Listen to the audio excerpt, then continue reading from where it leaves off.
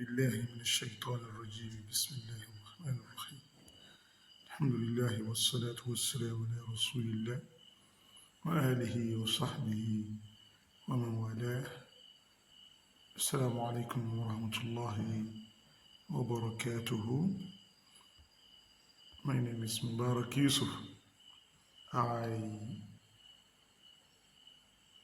wish to take my colleagues at the IKI program through my own presentation, which is titled On Creativity, Education, and AI, Artificial Intelligence, an Islamic Perspective.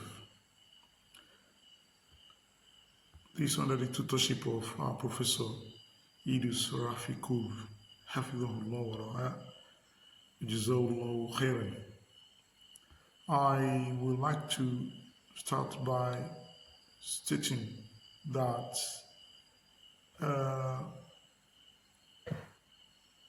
my presentation is going to be based on 3 sections: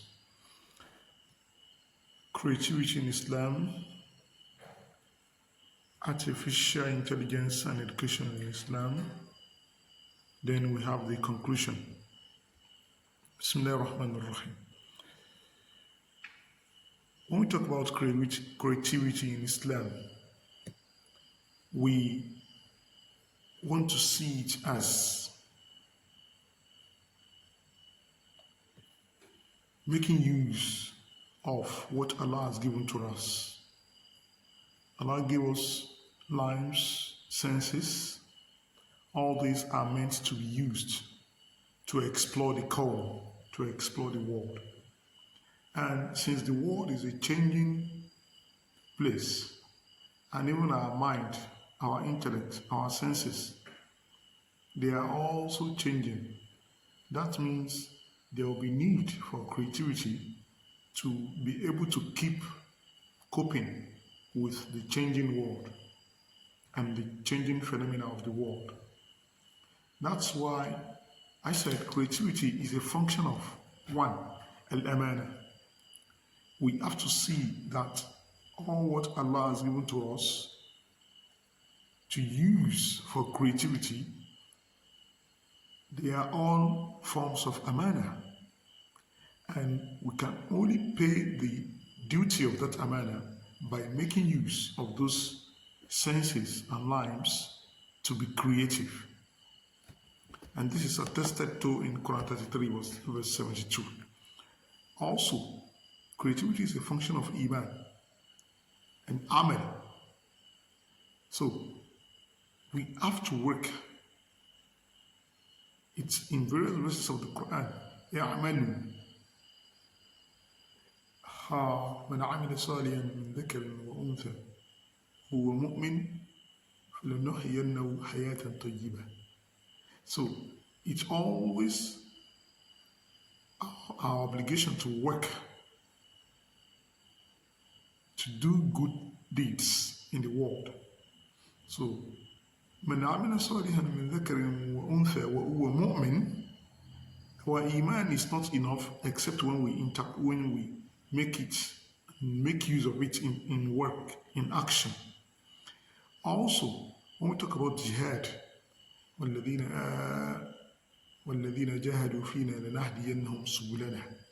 Quran 29 verse 69. That is the last verse in Surah Al-Ankabut. All this creativity is a function of all these concepts: amana, iman, and amal, then jihad, which leads to guidance. Now, creativity is also, when we talk about creativity in Islam, in Islamic perspective, in Islamic worldview, creativity has a guiding principle, which is what? The concept of ifsad and islah. When we want to be creative, there is something that will trigger us to be creative.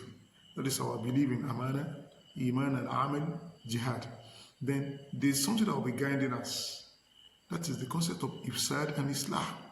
We all want to become Muslimun. We will not want to do ifsad as Muslims. That's why Allah says in Surah Al-A'raf, verse 56, that Bismillah ar-Rahman ar-Rahim, وَلَا تُفْسِدُوا فِي الْأَرْضِ بَعْدَ إِصْلَاحِهَا.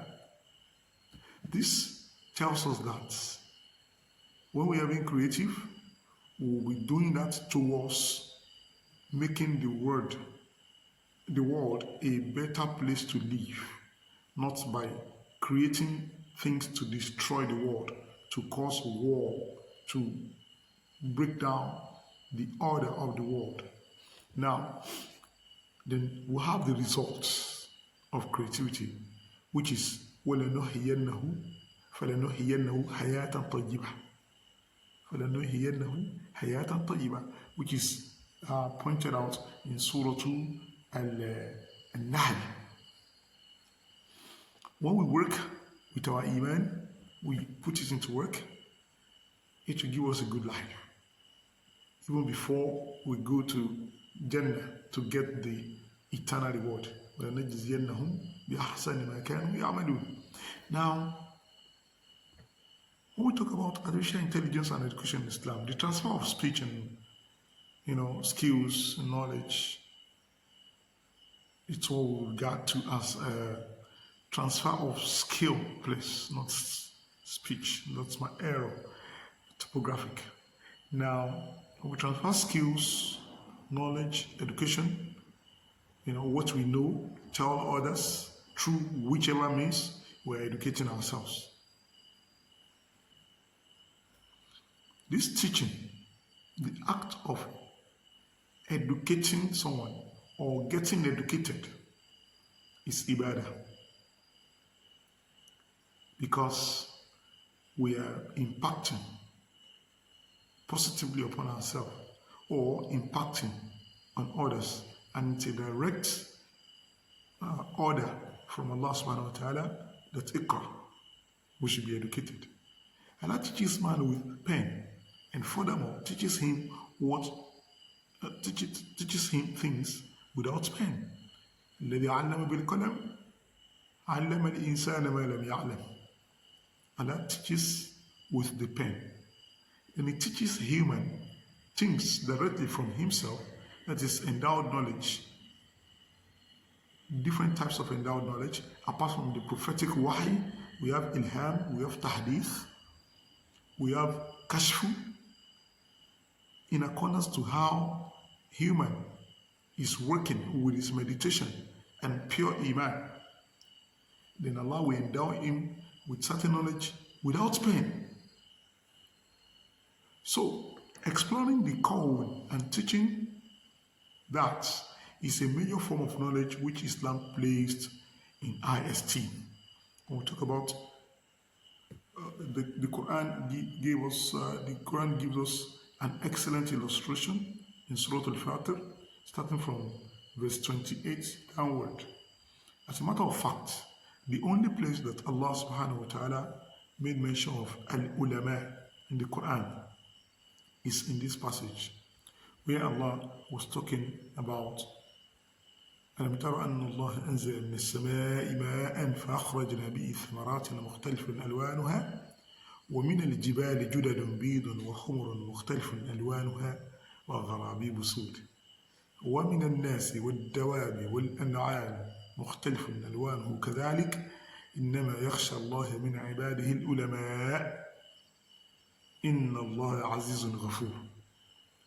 Allah talks about the mighty things, the beautiful things He has created, different types of colors in mountains and plants, and the animals that flocks around us.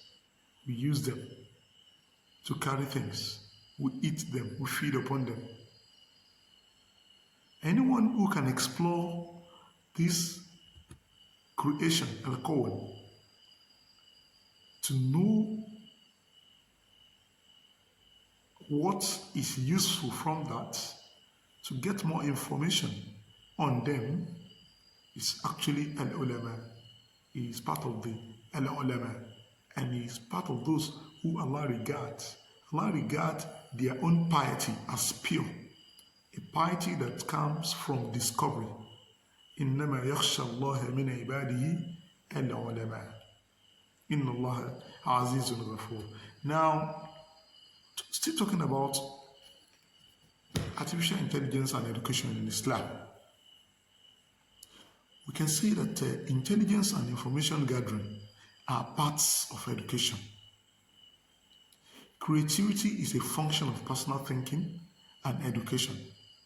And then when we are creative, creativity further enhances education. And Allah subhanahu wa ta'ala has made all elements to be obedient to human for usage and exploration. خَلَقَ لَكُمْ وَالَّذِي خَلَقَ لَكُمْ مَا فِي الْأَرْضِ جَمِيعًا ثُمَّ اسْتَوَى إِلَى السَّمَاءِ. He has created everything for us, then استوى إلى السماء. Now, that is in Surah Al-Baqarah. Having established that, we can see that the special humans among us, the prophets, they also made use of the Qawl to explore the Qawl. They made use of worldly elements to explore the world and to establish godliness. Then Prophet Sulaiman made use of birds and ants. They used to provide him with socio-political and geographic intelligence, vital informations. We have that in Surah An-Naml and other places in the Quran. Let's check Surah An-Naml. Bismillah ar-Rahman ar-Rahim. From verse 16. وَلَقَدْ وورث سليمان داود وقال يا أيها الناس علمنا منطق الطير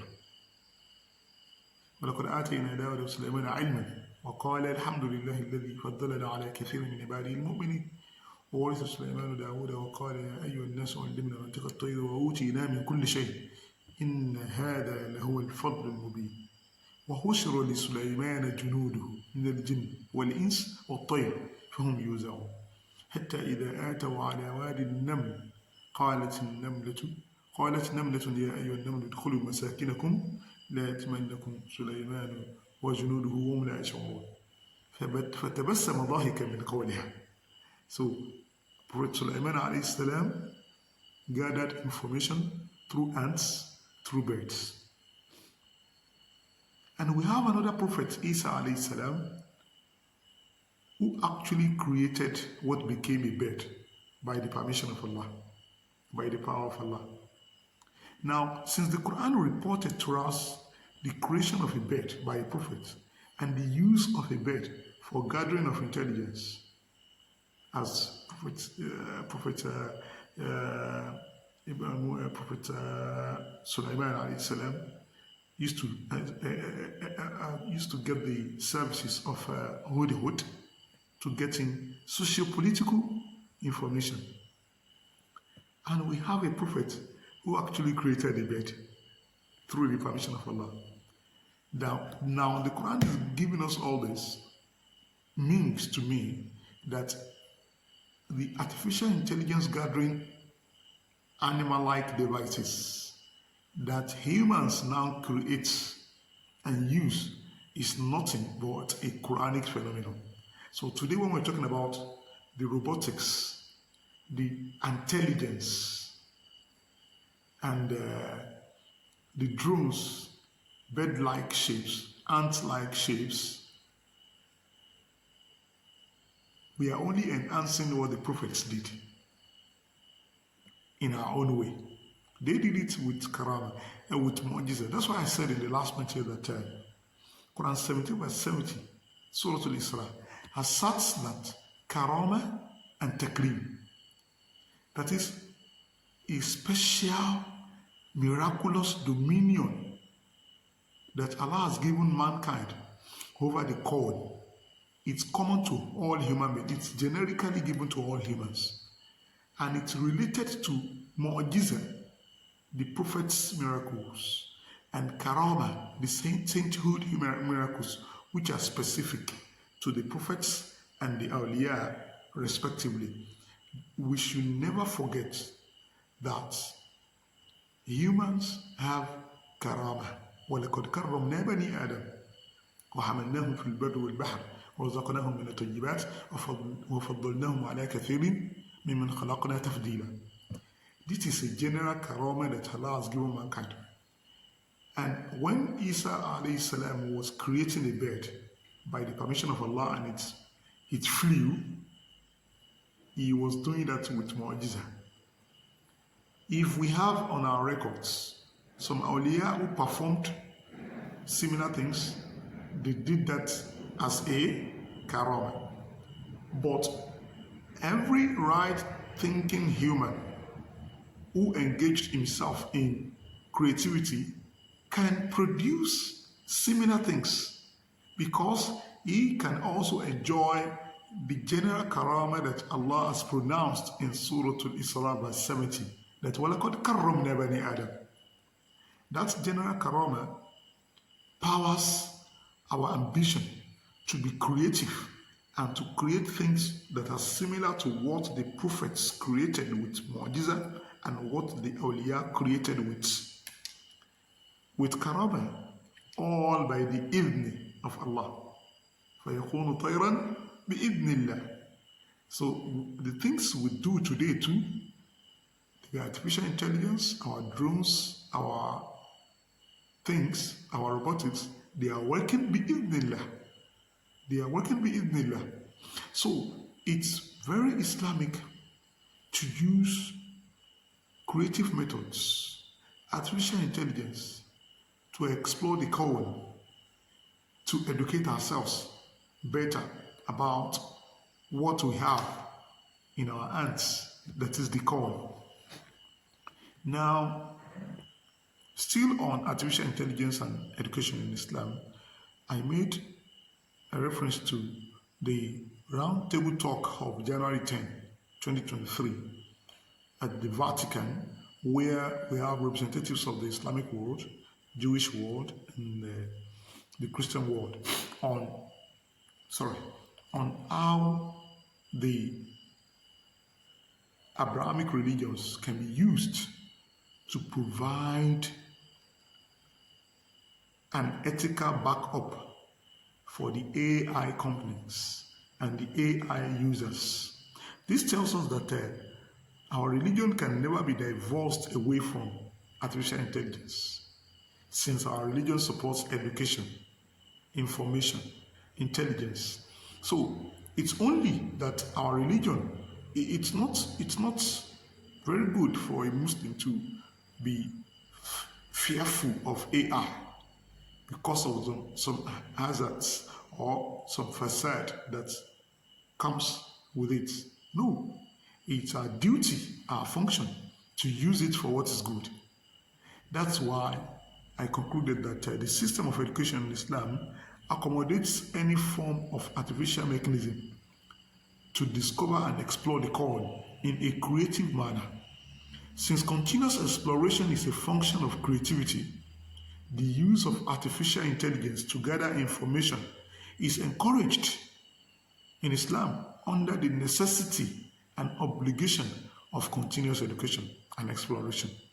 The more information about the Quran, the better mankind appreciates the Maker, Allah.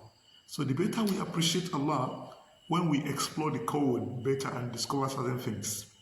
So everything that will help us to be able to do that is part of our necessity. It's part of something we need to imbibe as Muslims. So that also made me to remember part of what I've scrolled off the pages over there. There's a particular qaida about al-ibadat al-mutlaqa, al-ibadat al-mukhayyara. To explore the Quran is ibadah mutlaqa. Ibadah mutlaqa are certain things that we do to appreciate Allah, to please Allah, but they are not based on a single formula. it's ibadah mutlaqa. And the qaida, the maxim for that is that al-ibadat al-mutlaqa, al-aslu fi al-ibadat al-mutlaqa at-tawsi'ah. The basis and the basic principle of ibadah mutlaqa, things that we do to please Allah that are not, restricted, that are open. The basic principle that guide them is at-tawsi'ah. There is room for enhancements. There is room for exploration. We can use many methods to achieve something that will please Allah. And it pleases Allah to explore the Quran. It pleases Allah to get more educated about the Quran, to gather more intelligence about the Quran. May Allah subhanahu wa ta'ala guide us and make us better Muslims. Jazakumullah khairan. Thank you for your time. Wassalamu alaikum wa rahmatullahi wa barakatuhu.